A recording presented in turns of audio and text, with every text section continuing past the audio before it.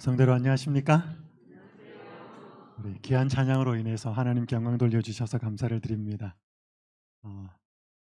특별한 한적한 곳에서 안식일을 맞게 되어서 기쁩니다. 이번에 제가 드린 총 주제를 찬양으로 인도해 주시고 안식일 학교나 여러 모든 구성들을 알차게 잘 구성해 주셔서 한 이 중심으로 집중할 수 있도록 우리 도와주신 우리 모든 분들께 진심으로 감사를 드립니다. 첫날은 이 전체 제목이 하나님이 기뻐하시는 교회이기 때문에 교회에 출석하는 신자로서 하나님이 교회를 세우신 목적, 교회가 뭐 하는 곳이어야 한다는 것을 우리에게 알려주었습니다. 교회는 두 가지를 위해서 존재한다고 말씀드렸습니다. 기억하시죠? 뭐와 뭐라 그랬죠? 구원과 사명을 위해서 존재합니다. 그 구원은 나의 구원이고 사명은 남의 구원을 위해서 존재합니다. 뭘 하든지 교회에서 어떤 프로그램을 하든지 이 본질의 목적을 잊어버리시면 안 됩니다. 그래서 예수님이 제자들을 부르시고 우리를 부르신 가장 중요한 목적이 그분하고 함께 살기 위해서 불렀다 그랬습니다. 그래서 오늘 두 번째 시간 아침에 말씀드린 것은 말씀, 성경을 어떻게 읽어야 되는지. 왜냐하면 지금 우리 눈으로 예수님을 보는 시대가 아니지 않습니까? 성경을 통해서 어떻게 그분이 말씀하신 생명의 메시지를 찾아내는지. 여러분 자녀나 혹은 배우자가 여러분이 마음속에 가지고 있는 생각과 그 의도를 잘 알아차리고 있으면 기쁘지 않아요? 하나님이 우리에게 그분이 말씀하시는 메시지를 우리가 잘 이해하고 있을 때 우리 하나님은 굉장히 기뻐하실 것입니다. 성경을 통해서 그렇게 되어야 된다는 것이고요. 이제 세 번째는 기도를 어떻게 해야 하는지 살펴보도록 하겠습니다. 제가 2017년도에 캐나다의 토론토에 집회를 갔습니다. 거기에서 집회를 마치고 그 주변 옆에 있는 몬트리올이라는 도시를 좀 방문할 기회가 있었습니다. 그 거리가 되게 재미있었습니다. 한 거리를 걷고 있는데 거기에서 본 한 조각상이 이 조각상이었습니다. 여성 세 분이 이야기를 하는데 누가 제일 고참 언니인 것 같아요? 중간에 있는 이 언니가 왕고 언니 같습니다. 팔짱을 딱 끼고 있고 뭔가 이렇게 한 사람이 열심히 이야기하고 있는데 두 사람은 잘 듣고 있습니다. 굉장히 진지해 보이잖아요. 여러분 여성들은 이야기 잘하죠? 이야기 잘합니다. 제가 지난달에 어디에 갈 기회가 있었는데 한 어디 특별한 장소에 있었는데 거기서 뭘 하고 있었는데 한 여자 세 분이 한 4시간 동안 와 정말 쉬지 않고 저는 약간 거리가 떨어져 있었기 때문에 무슨 내용인지를 몰라요. 그런데 웃으면서 같이 뭐 쳐가면서 좌우간 제 기억으로 이렇게 가끔씩 한 번씩 보면 중간에 10초, 20초 말 없던 데가 한 번도 없었어요. 4시간 동안. 그죠? 그게 정상이에요. 그러면서 여성들은 스트레스가 풀리고 힘을 얻잖아요. 공감도 잘하고. 여러분 뭔가 답답한 삶을 살아가고 힘든 상황일 때 뭔가 여러분의 이야기를 털어놓고 여러분의 이야기를 들어줄 수 있는 대상이 있다는 것은 행복합니까? 우리 여성분들은 분명히 그렇게 하는데 여기 남성분들은 어떠셔요? 주로 기쁘고 혹은 힘든 일이 있을 때 누구한테 털어놓으셔요? 우리 여기 장로님 집사님들은 그런 대상이 있으십니까? 그냥 조용히 동굴로 들어가십니까? 기도는 바로 그 일을 하게 하지요. 누가복음 11장 1절에서 보면 예수님의 제자들이 예수님에게 기도를 가르쳐 달라 그럽니다. 그래서 예수님이 기도를 가르쳐 주시는데 주기도문을 다시 반복하시지요. 이 배경을 이렇게 설명합니다. 그분이 고된 하루를 마감하는 기도의 시간에서 돌아오실 때 그들은 그분의 얼굴에서 평화의 모습, 곧 전신을 휩싸고 있는 듯한 상쾌함을 보았다. 그분은 아침마다 하나님과 더불어 시간을 보낸 후에야 사람들에게 하늘의 빛을 전하기 위해 나가셨다. 제자들은 그분의 말씀과 사업의 능력이 그분의 기도 시간과 관련이 있다고 결론지었다. 누가 이런 이야기를 하는 것을 들었습니다. 상당히 설득력이 있었습니다. 예수님이 3년 반 공생의 끝에 십자가에 달려 돌아가시지 않으셨으면 그분의 3년 반의 삶의 모습을 본 결과 과로사 하셨을 것이다. 상당히 설득력이 있습니다. 그럼 잠을 잘 안 잤지요? 제대로 안 먹으셨지요? 극도의 스트레스와 긴장 속에서 늘 사람들 만났죠. 그 3년 반이 그분에게는 엄청난 시간이었거든요. 그래서 그분이 만약에 끝에 십자가에 안 달리셨으면 과로사하셨을 것이다. 충분히 설득력이 있습니다. 근데 그렇게 피곤하고 지친 예수님이 혼자 조용히 한적한 곳으로 가서 기도를 하고 하나님과 교제를 하고 돌아오시면 제자들의 눈에 그 예수님이 다르게 보였다는 것입니다. 가실 때는 피곤해 보이셨는데 기도만 하고 돌아오면 뭔가 활력이 넘치고 에너지가 있고 다른 모습으로, 그게 한 번, 두 번이 아니고 제자들에게 늘 그렇게 보였습니다. 그러니까 제자들이 뭐라고 생각하게 되었는가 하면 기도하면 뭔가 저렇게 능력이, 힘이 임하는가 보다. 이게 제자들이 깨달은 거예요. 그 궁금증과 깨달음을 가지고 제자들이 예수님 앞에 나와서 한 말이, 우리에게 뭘 가르쳐 주십시오? 기도를 가르쳐 주십시오. 그러니까 여러분, 기도의 능력을 제자들이 희미하게 맛을 보고 나서 예수님에게 제자들이 질문한 질문이에요. 그러니까 이건 굉장히 파워 있는 그런 질문이었습니다. 여러분, 기도는 어떻게 하는가? 신앙생활 이렇게 하고 다른 분들이 이렇게 기도하는 걸 보고 기도는 이렇게 하면 된다라고 나름대로 생각하시는 분들도 계시는데, 기도는 배워야 됩니다. 뭐 해야 된다고요? 기도는 배워야 됩니다. 누가 가르쳐 주신 기도를? 예수님이 가르쳐 주신 기도를 배워야 됩니다. 여러분, 배우는 게 있어서 제일 중요한 것은 누구한테 배우느냐는 것입니다. 비전문가한테 배우면 어설픕니다. 그런데 예수님은 영적인 면에서 전문가셨지만 기도에는 대가셨습니다. 예수님은 새벽에 기도하셨죠. 무슨 뜻일까요? 기도가 하루의 최우선순위였다는 것이죠. 예수님은 밤새워 기도하셨고 금식하면서 음식을 먹지 않고 기도하셨습니다. 때때로 자는 것이나 생리적인 욕구나 먹는 것보다 더 중요하셨다는 것을 보여줍니다. 예수님은 피땀 흘려 기도하셨고 눈물로 기도하셨습니다. 누구보다도 기도를 절박하게 하셨다는 것입니다. 예수님의 기도는 언제나 자기가 원하는 바를 이루는 것이 목적이 아니었고 아버지의 뜻이 자기의 삶에서 이루어지도록 기도하셨습니다.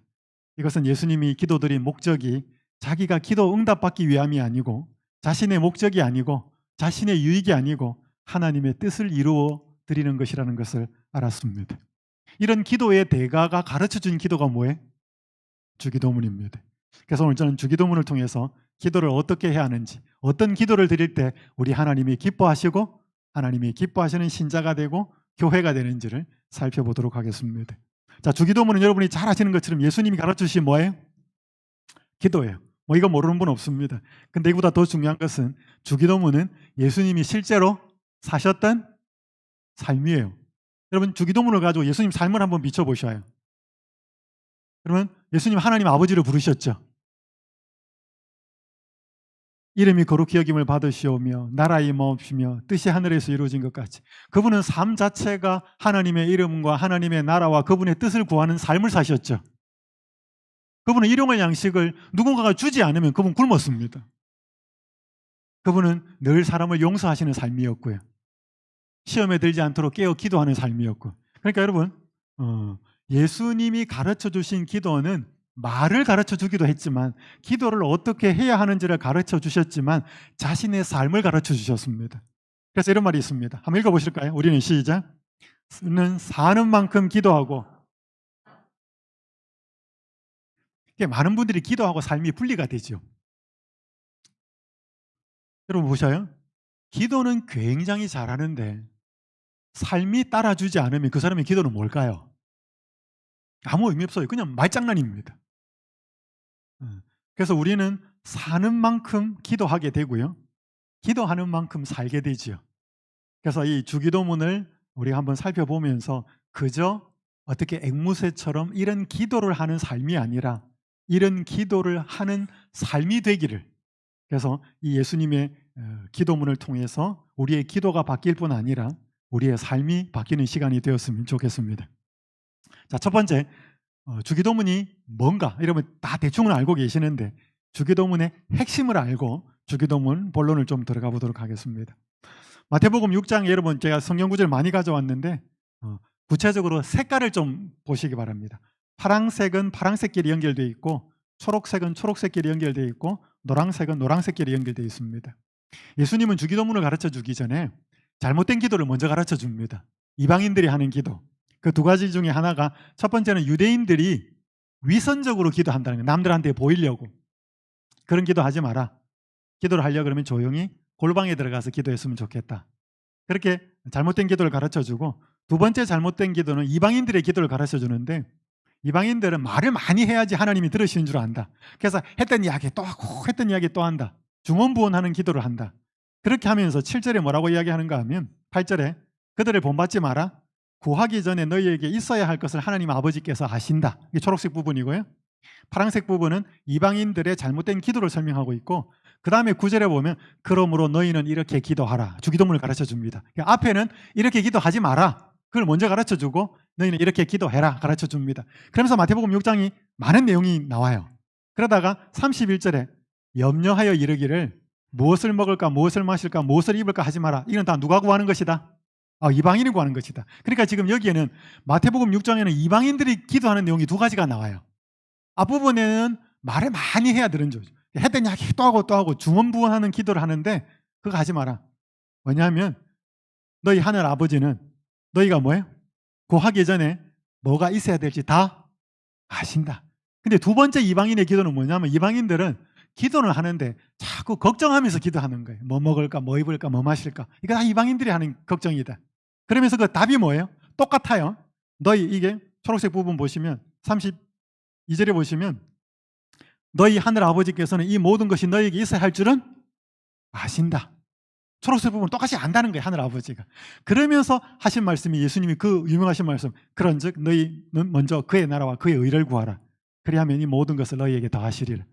그러니까 여러분 이 패턴이 똑같이 반복이 되는 거예요. 그러니까 주기도문을 한마디로 요약하면 뭐냐? 마태복음 6장 33절입니다. 주기도문이 뭐라고 해요? 마태복음 6장 33절이라고 해요. 쉽게 설명하겠습니다.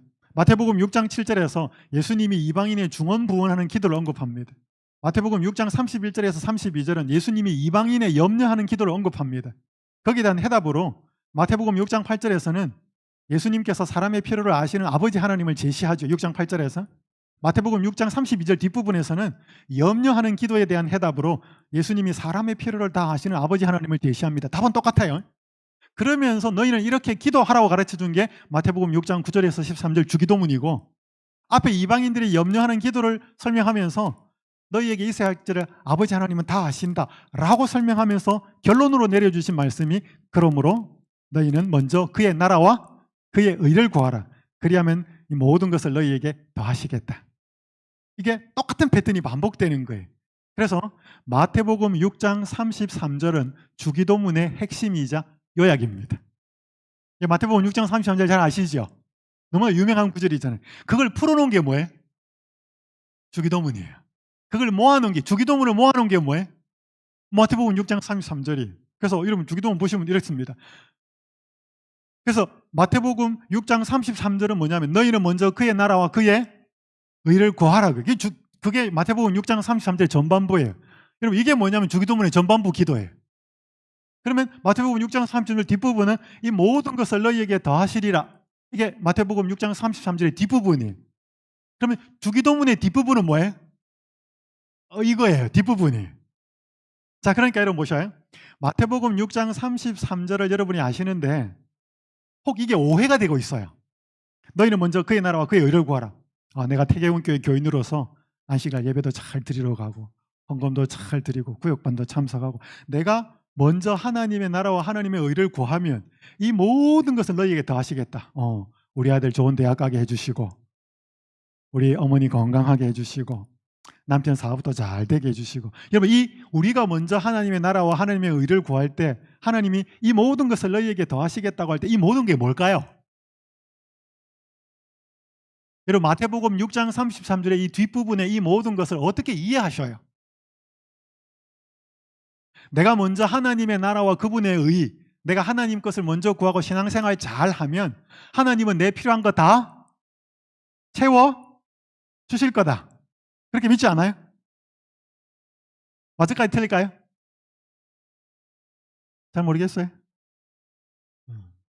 마치 여러분 이걸 도깨비 방망이처럼 생각합니다.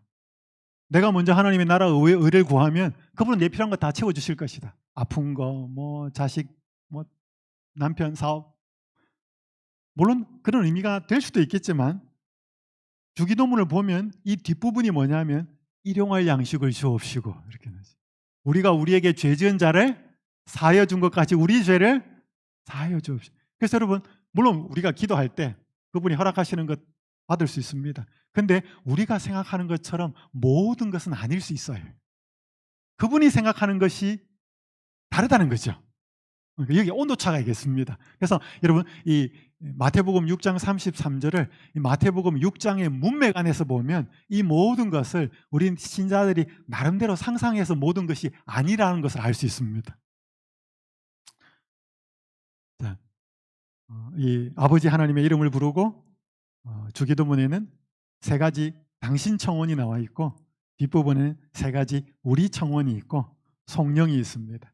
성령은 있기도 하고 없기도 합니다. 그래서 마태복음 6장에 보면 괄호가 되어 있습니다. 어떤 사본에는 있고 어떤 사본에는 없기도 합니다. 자, 먼저 하나님의 나라와 그의 의를 구하는 것이 이 기도의 시작입니다. 한 농부가 소를 키우고 있었는데 어느 날 어미 소가 새끼를 2마리 낳았습니다. 그런데 특이하게 갈색 송아지를 1마리 낳고 흰색 송아지를 2마리를 낳았습니다. 너무 신기하기도 하고 감사해서 아내와 의논을 했습니다. 송아지를 잘 길른 다음에 나중에 팔아가지고 1마리 수익은 우리들이 하고 1마리 수익은 하나님 사업에 드립시다. 남편이 그렇게 이야기하니까 아내도 좋다 그랬습니다. 그때 아내가 물었습니다. 여보, 어느 게 하나님 송아지고 어느 게 우리 송아지예요? 그러니까 남편이 대답하기를 그런 거 지금 신경 쓰지 말고 잘 키워서 나중에 결정합시다. 시간이 흘렀습니다. 몇 달이 흘렀어요. 어느 날 농부가 침통한 표정을 하고 집에 돌아왔어요. 아내가 이유를 물었습니다. 여보, 무슨 일이 있어요? 그때 이 남편이 하는 말이 여보, 오늘 축사에 가보니까 하나님의 송아지가 죽어 있었어.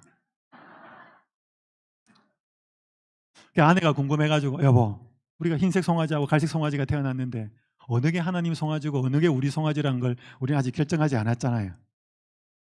남편이 이렇게 말합니다. 아니요, 난 어느 때부턴가 흰 송아지는 하나님 송아지고 갈색 송아지는 우리 거라고 생각했었어. 그런데 오늘 축사에 나가보니까 흰 송아지가 죽어 있었어. 여러분, 많은 신자에게 항상 죽어나가는 것은 하나님 거예요. 우리가 평소에는 예수님 잘 믿습니다. 잘 믿는데 결정적으로 그 선택을 하고 결정적으로 그 믿음을 따르면 내 삶에 물질적으로나 뭔가 손실이 이르러 올 때가 있어요. 여러분, 그때도 하나님을 선택하는가? 믿음 있는 분들은 그렇게 해요. 내가 손해보더라도 남들한테 무시를 당하더라도 그렇게 해요. 근데 많은 분들이 평소에는 믿음이 있었는데 결정적으로 손실이 이르러 오거나 내가 그것을 계속 신앙을 추구할 때는 뭔가 손해가 이르러 온다라고 생각하면 물러섭니다. 많은 사람들의 믿음 생활 속에서 하나님의 것이 우선순위가 아니라는 것입니다. 평소에는 잘 몰라요. 평소에는 내가 믿음이 있는지 없는지 잘 몰라요. 어떤 때 나타나요? 여러분, 친구 사이에 우정이 있다. 평소에는 몰라요. 그 사람 사이에 진짜 우정이 있는지 없는지를 어떻게 알아요? 돈 문제가 딱 개입이 되거나 어려운 일이 딱 닥치거나. 그래서 여러분, 서양 속담에 잎사귀가 무성한 나무에는 새 둥지가 잘 보이지 않는다 그랬습니다. 그러면 그 잎사귀가 무성한 나무에 새 둥지가 있는지 없는지는 언제 보여요? 찬바람 불 때, 낙엽이 우수수 떨어질 때 그 나무 속에 새의 둥지가 있었는지 없었는지는 그때 보여요. 그래서 여러분, 우리가 믿음이 있다고 말하지만 진짜 우리에게 믿음이 있을 때는 언제냐? 시련이 닥쳐봐야 돼. 내가 손실이 일어나고 어려운 문제가 생길 때 여러분, 그때 진짜 믿음이 나타납니다. 평소엔 잘 몰라요. 자, 이것은 우리가 중요하기 때문에 평소에 우리가 좋을 때 안 좋을 때 다 하나님을 향하여 어떤 태도를 가지고 있느냐가 우리의 믿음에 굉장히 중요한 역할을 하게 됩니다. 자, 주기도문의 내용을 좀 살펴보죠. 자, 함께 읽겠습니다. 마태복음 6장 9절 시작. 자, 기도를 할 때 예수님께서 뭐라고 가르쳐줬냐면 하늘에 계신 우리 아버지여라고 기도하라 그랬습니다. 여러분 다 잘 압니다.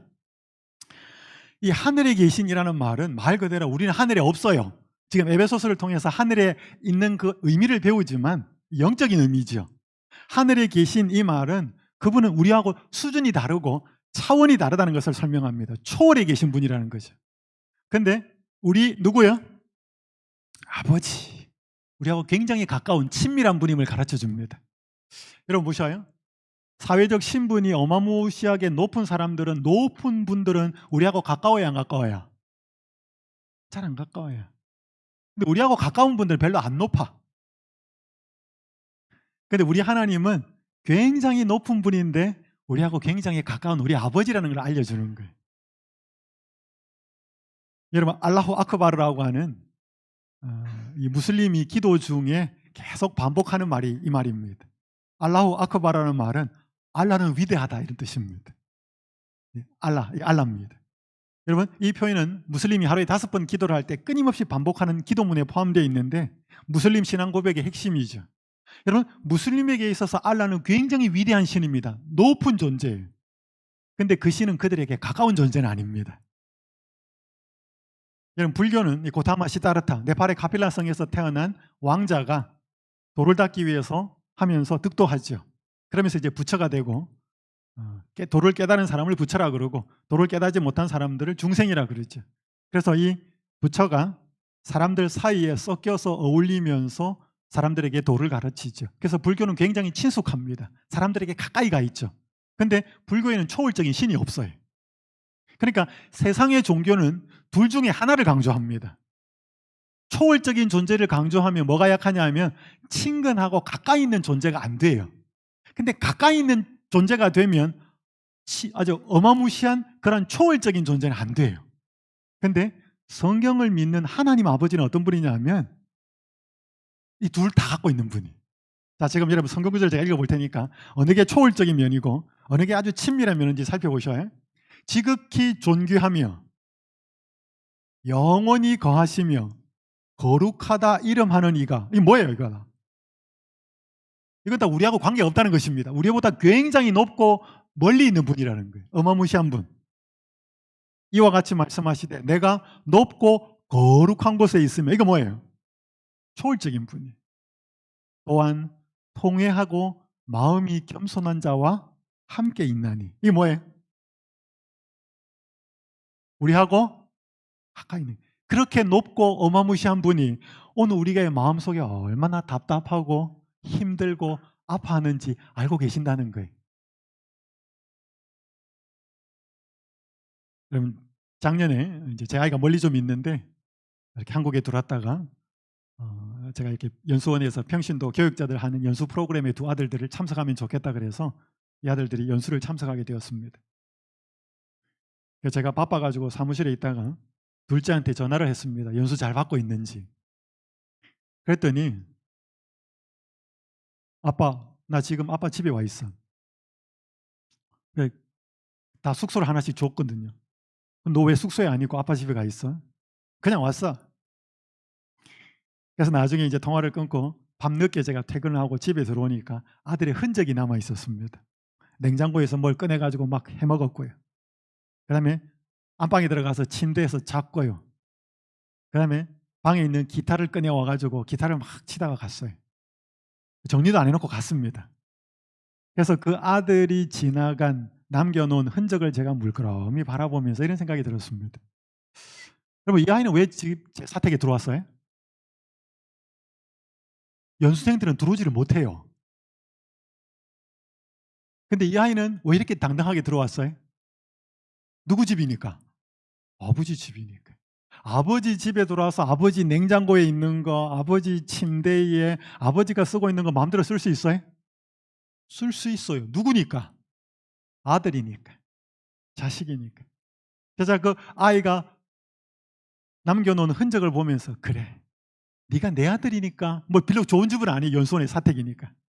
좋은 집은 아니지만 남들이 들어올 수 없는 당당하게 떳떳하게 아버지의 집에 들어와서 먹고 자고 간 거죠. 여러분 이게 누구의 특권이에요? 자녀의 특권이에요. 아들의 딸의. 여기에 실물교훈 141페이지 이런 말씀이 있습니다. 그분은 우리에게 무한하신 하나님을 우리 아버지라고 부를 수 있는 뭘 주셨다? 특권을 주셨다. 여러분 지금 생각해봐요. 윤석열 대통령이 여러분 아버지면 어떻겠어요? 싫습니까? 힘들겠습니까? 아니면 저기 조 바이든 대통령이 여러분 아버지면 어떻겠습니까? 별로 안 좋겠습니까? 하나님을 부를 때에 사용하는 이 이름은 어떤 이름이에요? 아버지라는 이름은 하나님께 대한 우리의 사랑과 신뢰의 표가 되는 동시에 우리에 대한 그분의 관심과 관계의 보증이 된다. 함께 읽겠습니다. 그분의 시작.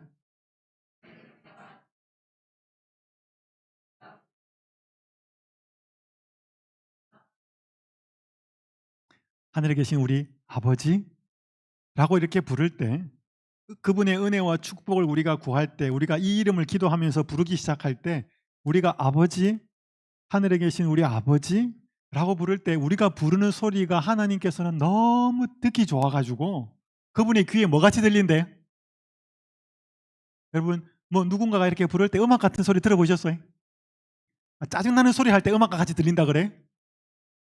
너무 기쁘고 행복하고 그런 기쁨일 때 귀에 음악 같다 그러잖아요. 그러니까 여러분과 제가 하나님 아버지를 향하여 기도를 시작하면서 하늘에 계신 우리 아버지라고 부르면 그분이 너무 행복해가지고 너무 기뻐서 그 소리가 음악같이 들린대요. 우리가 뭐라고? 우리가 그렇게 자녀로서 인쳐져서 우리가 하늘 아버지께 기도할 수 있다는 건 굉장한 특권이죠. 그래서 여러분 기도를 시작할 때 예수님은 뭘 가르쳐주는가 하면 우리의 기도를 듣는 분은 어마무시한 하늘에 계신 분이지만 우리의 아버지라고 하는 사실을 알려주셔서 우리의 부르는 그 아버지라는 이름에 그분이 너무 행복해 하신다는 것을 가르쳐 주신 거예요. 그러니까 이 이름 많이 부르셔요. 기쁠 때도 부르시고 힘들 때도 부르시고 안 좋은 일일 때 부르시고 기쁘고 감사한 일이 있을 때 부르시고 자주 운전하실 때도 부르시고 뭐 자주 부르셔요. 하늘에 계신 우리 아버지. 첫 번째입니다. 자, 두 번째. 당신의 이름이 거룩히 여김을 받으시오며 당신의 나라가 임하옵시며 당신의 뜻이 하늘에서 이루어진 것 같이 땅에서도 이루어지이다. 여러분 여기에 당신의라는 말이 이 헬라어 원어에는 다 들어가 있어요. 영어 성경에도 your name, your kingdom, your will 다 들어가 있어요. 근데 한국어 성경에 번역할 때는 빠져 있어요. 그래서 이 앞에 있는 이 기도를 세 가지 당신 청원 이런 표현을 신학자들은 씁니다. 그러니까 당신이라는 이름을 세 번 부르는 거죠. 자, 우리가 기도할 때 하늘에 계신 아버지라고 부르고 나서 곧바로 대부분 우리의 필요를 이야기하잖아요. 하나님, 우리 아들 몸이 아프고 요번에 뭐 그거 조금 뒤에. 왜냐하면 마태복음 6장 33절에 뭐예요? 너희는 먼저 이렇게. 이게 왜 먼저가 중요해요? 요즘은 잘 그런지 모르겠는데 여러분 옛날에 이렇게 어머니가 밥상을 딱 차리면 누가 먼저 누가 와야 식사를 시작해요? 아버지가 뭘 들어야? 숟가락을 딱 들어야지. 뭐 자식들 옆에 있는 것들은 아버지가 먼저 들어요. 여러분 그 자체는 뭐냐 하면 내가 우리 자녀가 아버지를 집안의 어른으로 뭐 하겠다는 거예요? 존중한다는 거죠. 여러분 아버지의 옷이 바닥에 이렇게 떨어져 있으면 돌아가요? 타는 거 가요? 잘 모르십니까? 아버지 없이 엄청나게 좋아서가 아니고 그 옷이 아버지가 입는 옷이기 때문에 함부로 대하지 않잖아요. 다른 사람한테는 그 옷이 의미가 없을지 몰라도 자녀한테는 아버지의 옷은 중요한 거죠. 왜? 아버지 것이기 때문에. 마찬가지죠. 그러니까 오늘 우리가 기도할 때 진짜 하나님의 자녀라면 우리 필요는 분명히 있지만 먼저 하나님의 이름, 먼저 하나님의 나라, 먼저 하나님의 뜻이 우리의 관심이어야 한다는 것입니다. 여러분 그렇게 할 때 하나님 기뻐하셔요. 많은 분들이 자기 뜻이 관심이 많습니다. 여러분 이 다음에 기도와 혹은 계획과 간구의 공통점이 뭐예요? 가나안 땅에 들어가게 해달랐던 모세의 간절한 기도, 하나님의 성전을 짓고 싶었던 다윗의 계획, 십자가의 잔을 지나가게 해달라던 예수님의 기도, 육체 가시를 제거해달라던 사도 바울의 기도. 이 기도와 계획의 공통점이 뭐예요? 응답이 됐다 안 됐다?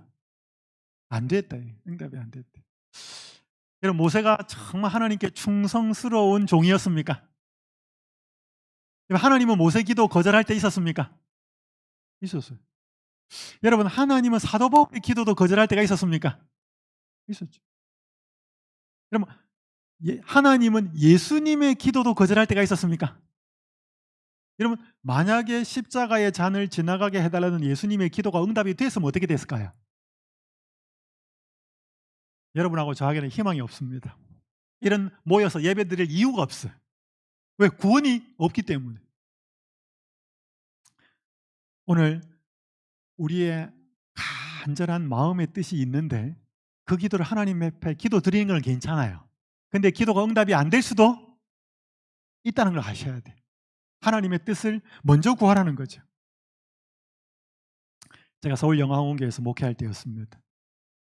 자주 방문을 갔던 나이 든 한 부부가 계셨는데 이 남편이 투병 중에 삼육 서울병원에서 침례를 받고 돌아가셨습니다.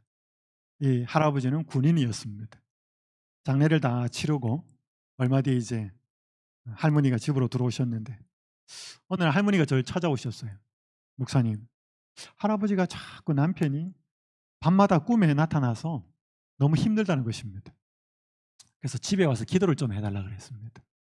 자취정을 들어보니까 할아버지가 이렇게 창문으로 확 넘어 들어오고 또 문 쪽에서 이렇게 팔짱을 끼고 보고 있고 너무 힘들다는 것입니다. 근데 그 집에 방이 2개, 조그만 방이었는데 집이었는데 그 호남아폐한 출신 목사님 딸이 삼육대학에 입학을 했는데 기숙사 추첨에 떨어졌어요. 그래서 어떻게 지인하고 연결이 되어서 그 할머니 집에 자취를 하게 된 겁니다. 그래서 그 목사님이 호남아폐에서 딸의 짐을 가지고 와서 그 할머니 집에 풀어주고 떠나가면서 할머니하고 자기 딸을 위해서 간절히 기도를 하고 갔어요. 근데 할아버지가 그날 밤에 꿈에 안 나타났어요. 그리고 이후로 또 계속 나타났어요. 근데 이 여학생이 딸이 기숙사로 왔다가 휘경동에서 기숙사까지 왔다 갔다 하는 게 힘들어서 계속 기숙사를 알아보다가 기숙사가 자리가 나서 아버지를 또 부른 거예요. 아버지 짐 옮겨다 주세요. 그 목사님 또 올라오셨어요. 짐을 다 빼고 가면서 할머니 혼자 남아있는 할머니를 위해서 목사님이 간절하게 기도하고 간 거예요. 그날 밤에도 할아버지가 꿈에 안 나타나셨대. 그러니까 이 초신자 할머니가 할아버지가 자꾸 밤에 꿈에 나타나서 싫은데 목사님이 집에 와서 기도를 하면 할아버지가 꿈에 안 나타나는구나, 이렇게 결론을 내렸습니다. 저를 찾아오셔서 목사님 집에 와서 기도 좀 해주십시오. 여러분 봐봐요. 제가 그 할머니 집에 가가지고 간절히 기도했는데 할아버지가 꿈에 나타나면 어떻게 돼? 그 목사님하고 저하고 뭐가 돼요? 비교되지 않겠어요? 누 목사님은 기도 와서 하여튼 할아버지 꿈에 안 나타나는데 왜 목사님 기도하면 할아버지 꿈에 나타나냐? 굉장히 부담스럽기 시작했습니다. 집에 찾아갔습니다. 사람이 죽고 나면 어떻게 되는지 짧게 성경 공부를 좀 하고 할머니를 위해서 간절하게 기도드리고 집에 왔어요. 그날 밤에 잠이 안 와요. 제가 하나님께 기도를 드렸습니다. 하나님, 그 할머니를 위해서 할아버지가 꿈에 안 나타났으면 좋겠습니다. 그리고 아울러 저를 위해서도 할아버지가 꿈에 좀 안 나타나면 좋겠습니다. 그 기도를 드리고 나니까 굉장히 초라하대요. 너 누구를 위해서 기도했냐? 너 뭘 위해서 기도했냐? 너 기도가 응답되면 하나님의 영광이 드러나냐? 여러분, 제 기도가 응답되면 하나님의 이름이 거룩해지는 거예요? 오제오 이름이 괜찮아지는 거예요? 그 기도를 하고 나니까 굉장히 초라했습니다. 그날 밤에 막 뒤척였어요. 아침에 일어났습니다. 할머니한테 전화를 해야 되는데 전화를 하는 손이 팍 떨렸습니다. 도대체 어젯밤에 할아버지가 꿈에 나타났을까 안 나타났을까?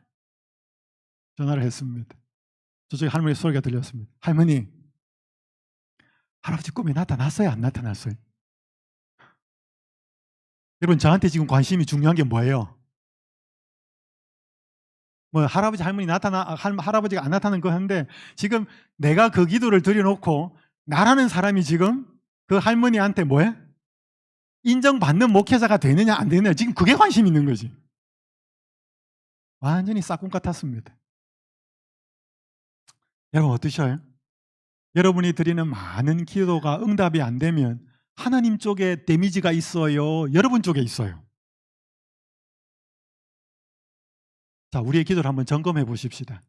오늘 우리의 이거는 의도적으로 하는 거예요. 여러분, 우리는 이걸 의도적으로 하지 않으면 기도 딱 시작하면 하늘에 계신 아버지 딱 부르고 나면 뭔 기도가 나와요? 우리 아들, 우리 남편, 내 몸 건강. 우리는 의도적으로 기도하지 않으면 내 것부터 나오게 돼 있습니다. 그러니까 예수님이 기도를 가르쳐 준 거예요. 너희는 먼저 뭐예요? 그분의 나라와 그분의 의를 먼저 구하라. 이거는 우리는 의도적으로 먼저 구한다는 것은 늘 하나님을 의식하고 산다는 거예요. 우리의 기도에. 근데 여러분, 기도만 이렇게 하면 안 돼요. 내가 하루 기도 시작할 때 하나님의 나라와 그분의 이름과 그분의 뜻이 거룩하고 확장되고 높임을 받게 해주십시오. 삶은 아니야. 삶은 내 이름, 내 나라, 내 영광. 여러분, 그러면 그 기도 드린 거하고 그 삶하고 무슨 상관이 있어요? 아무런 조화가 없는데. 그래서 여러분, 이 기도를 드림과 동시에 우리의 삶이 뭐 해야 된다? 마태복음 6장 33절의 삶을 실천하도록 우리가 살아야 돼요. 사람들이 그날 할아버지가 꿈에 나타났는지 안 나타났는지 굉장히 궁금해 하시더라고요. 여러분 궁금하시죠? 안 나타났대요. 참 이유를 모르겠어요. 하나님이 이 불쌍한 목사를 생각해서 그렇게 한 겁니다. 목회 좀 하라고. 여러분, 제가 좋아하는 이 치료봉사 474페이지 있는 말씀 함께 읽겠습니다. 장차의 생애에서는 시작.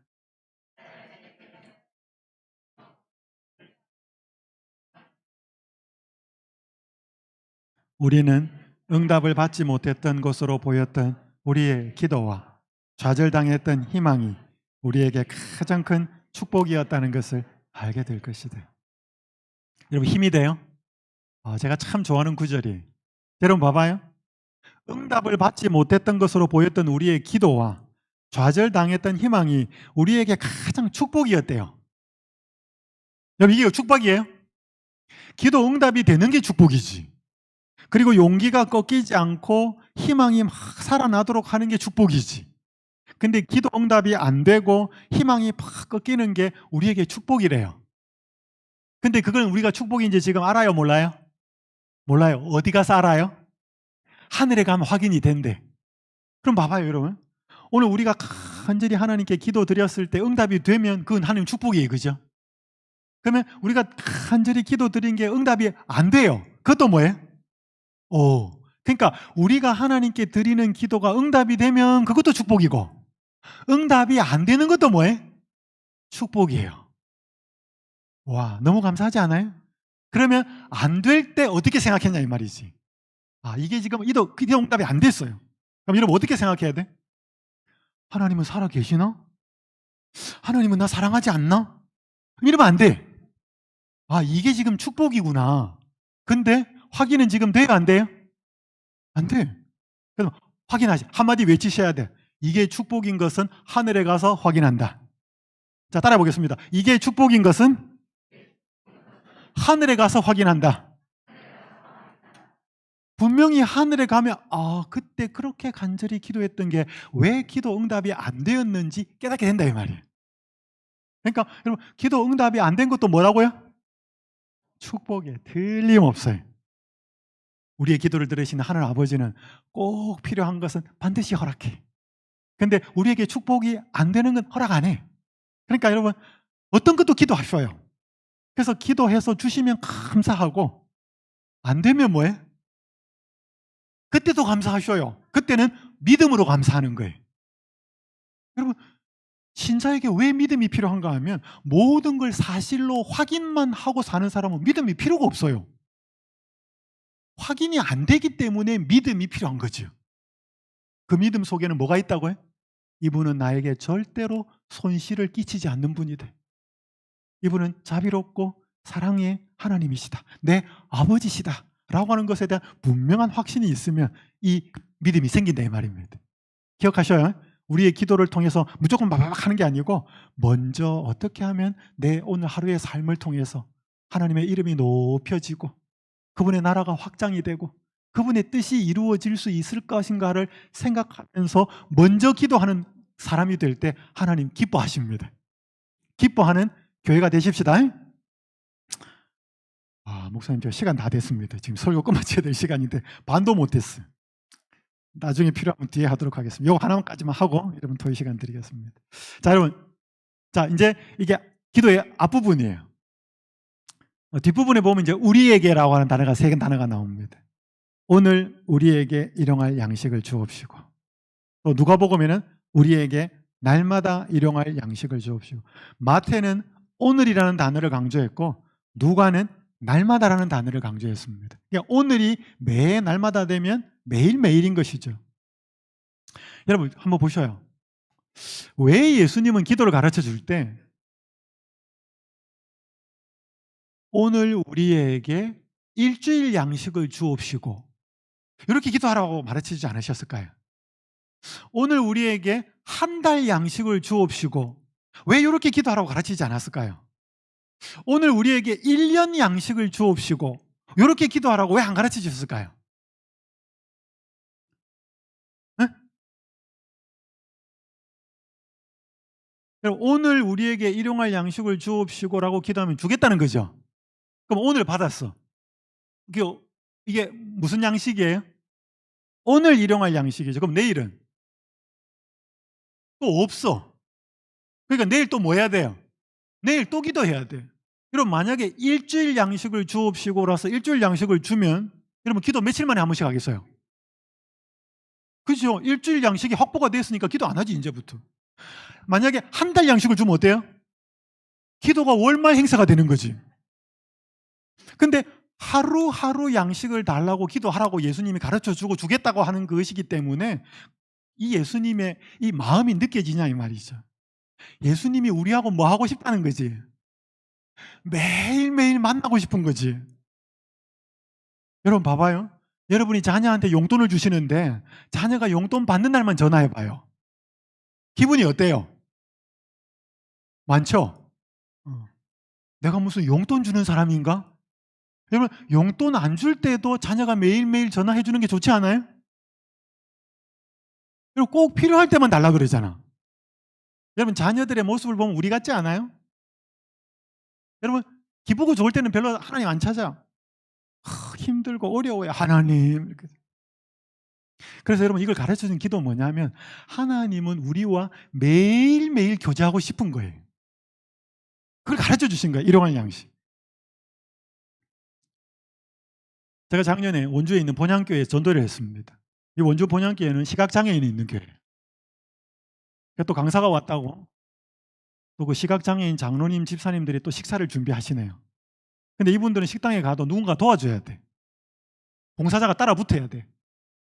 갈 때도 인도해줘야 되고 식당에 가서도 음식을 차려서 다 섞어가지고 이렇게 갖다 줘야 돼. 이제 어느 날에는 봉사자가 모자랐어요. 저도 봉사를 한 겁니다.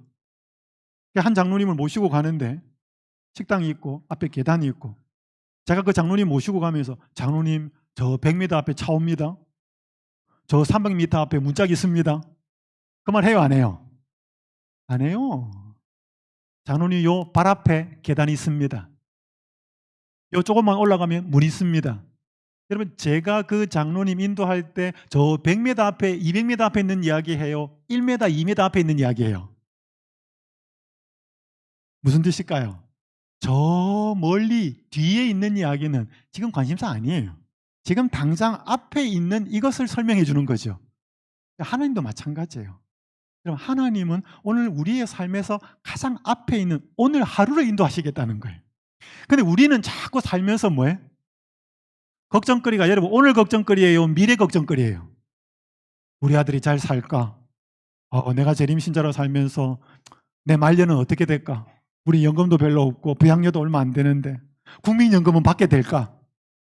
우리는 굉장히 미래 거를 땡겨서 걱정하고 있습니다. 여러분 이스라엘 백성들이 그랬어요. 광야에서 하나님이 매일매일 뭐 주고 있는데 만나 주고 있는데 물이나 있을까? 그냥 우리 모습이 그래. 그래서 하나님은 그런 우리에게 뭘 가르쳐 주는가 하면 신경 쓰지 마라. 오늘 너희를 내가 인도하겠다. 여러분 여기 보셔요. 그대는 내일의 걱정을 오늘 함으로 그대 자신의 마음을 쓰라리게 하며 시련을 만들어내므로 그대 주위의 사람들에게 무거운 짐을 지우고 구름이 덮이게 한다. 빨간 자 같이 읽습니다. 시작. 진리를 믿고 순종함으로 그대는 오늘의 의무와 시련을 감당하기에 충분한 은혜를 받게 될 것이다. 내일을 위한 은혜는 그대에게 필요하지 않다. 오늘을 위하여 승리하라. 오늘을 위하여 자아를 부정하라. 오늘을 위하여 깨어 기도하라. 오늘을 위하여 하나님 안에서의 승리를 거두라.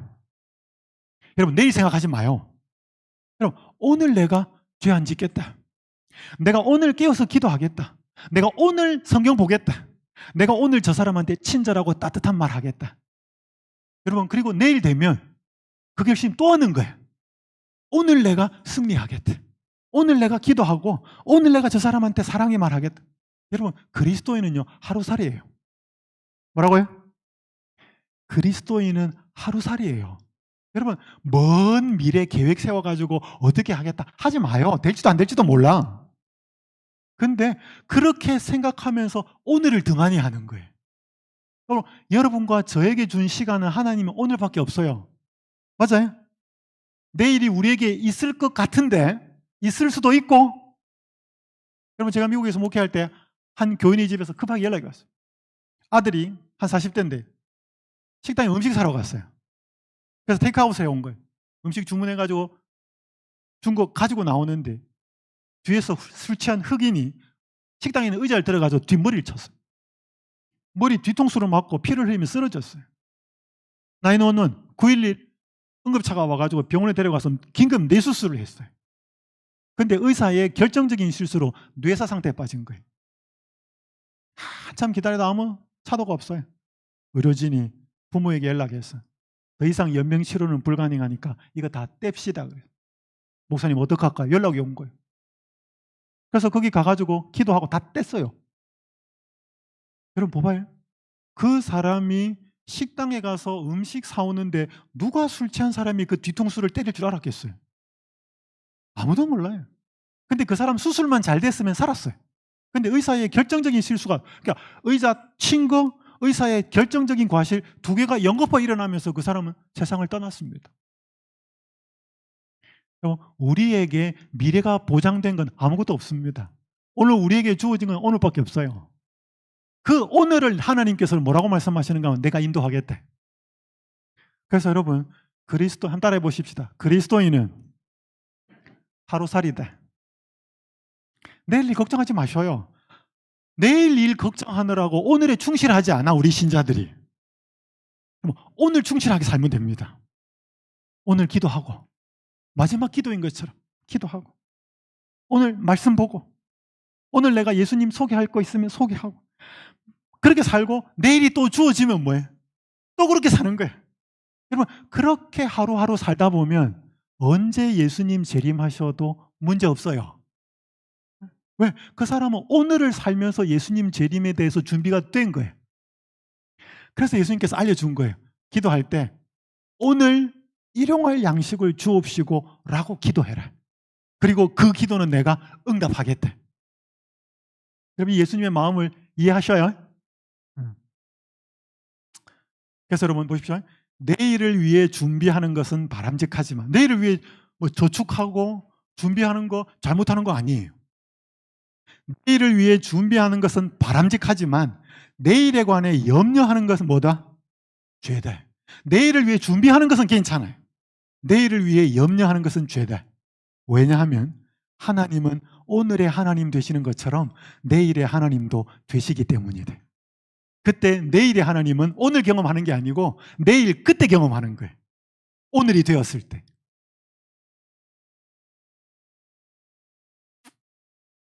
죄송합니다. 제가 이거 양이 많아가지고 기도 다 못했거든요. 근데 오늘 목사님 지금 여러분 속으로 하셔야 돼. 제가 한번 시간을 보고 중간에 시간을 만들겠습니다. 주최차가 어떻게 만들든지 오후 시간에 하든지 어쨌든 해가지고 제가 이 예수님이 가르쳐주신 기도를 이게 지금 하면은 이런 밥 못 먹어요. 그래서 이 시간 뒷부분은 나중에 시간 한번 만들겠습니다. 오늘 제가 드린 그것만 하겠습니다. 자, 요약하면 자, 주기도문의 요약은 뭐다? 마태복음 6장 33절. 주기도문을 모아놓은 것이 마태복음 6장 33절이고 마태복음 6장 33절을 쫙 풀어놓은 게 뭐예요? 주기도문이다. 거기에서 처음 기억하실 것은 우리의 기도를 듣는 우리 하나님은 누구다? 우리의 친밀한 아버지들. 그분의 이름을 부를 때 그 소리가 너무 행복하고 좋아서 귀에 음악같이 생각하고 계시는 우리 아버지들. 기억하십시오. 자, 그리고 우리가 기도를 시작할 때 하나님의 자녀로서 뭐부터 기도했으면 좋겠다? 먼저 그분의 나라와 그분의 이름과 그분의 뜻이. 여러분, 그렇게 될 때요, 우리의 삶이 달라집니다. 그리고 우리를 위한 기도를 할 때 너무 멀리 있는 것, 그래서요, 여러분 뭐 어마어마하게 뭐 비전 이런 거 세우지 마셔요. 여러분, 제가 이렇게 성경을 보다가 사람들이 요셉이 꿈꾸는 사람이었다 그래요. 여러분, 요셉 자기가 꾼 거예요? 하나님이 꾸게 하신 거예요? 여러분, 요셉은 자기 인생에서 무슨 일이 일어날지 몰랐어요. 그러니까 하나님이 요셉을 향하여 가지고 계신 꿈이었지. 여러분, 하나님이 여러분을 향하여 꿈을 꾸고 계실까요? 있어요, 그거는. 근데 우리 스스로가, 여러분, 성경에 있어서 인물들은 자기 스스로가 계획하고 꿈꾼 사람이 아니에요. 매일 한순간 한순간 하나님 따라간 사람이지. 그렇게 따라갈 때 하나님이 그 사람 쓰신 거지. 그래서 여러분, 요셉이 자기가 꾼 꿈 아니에요. 그건 하나님 꿈이지. 그래서 어마무시하게 미래를 위해서 계획 많이 세우지 마요. 그러면서 오늘 나에게 주어진 충실한 삶을 못 살게 되는 경우가 너무 많아. 오늘 하루 예수님 안에서 기뻐하시는 삶을 살겠다. 하나님의 은혜로 또 하루가 주어지면 또 그렇게 살겠다. 여러분, 그렇게 살 때 일용할 양식을 주시고 하나님의 은혜를 경험하게 돼요. 자, 분명히 제가 시간 활용해서 이거 마무리하겠습니다.